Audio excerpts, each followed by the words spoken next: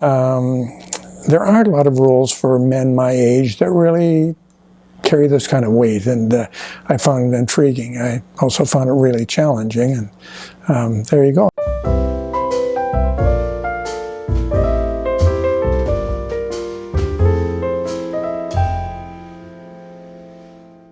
My name is Glen Pinchin, and I play Francis Biddle in the play. Well, he was a prominent political force during the 40s into the 50s. Started out in an aristocratic family in Philadelphia, Republican, right-wing type of people.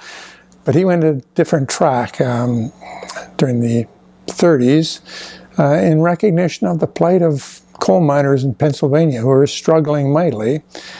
And he eventually became a Democrat, a liberal person who really had a soft heart for the plight of people. He was the Attorney General for President Roosevelt during the Second World War and the chief American judge of the International Military Tribunal at Nuremberg after the war. And he had several prominent posts after that. At the time of the play, he's in his late years. He knows he's in his last days and trying to tie up loose ends, if you will, completing memoirs, helping other people complete memoirs or fill in historical facts that he can verify.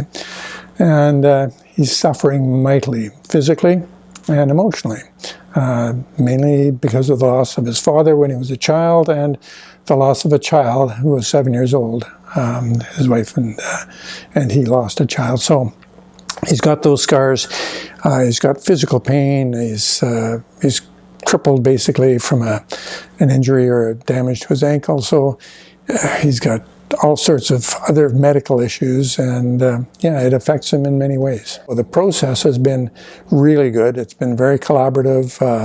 There's been a lot of issues with COVID, with weather delays and those kinds of things. So it hasn't always been a smooth run. For me personally, it's been a real challenge. It's a big project for me.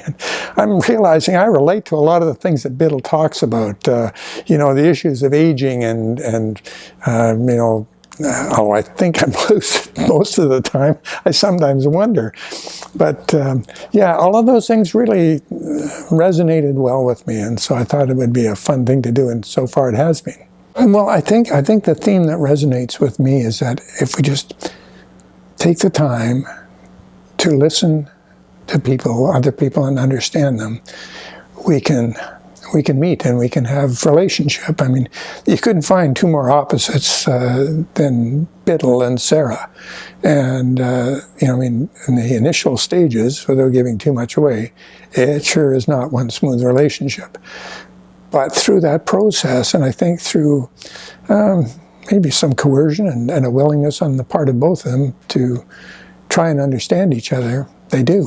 And I think it's a lovely relationship in the end.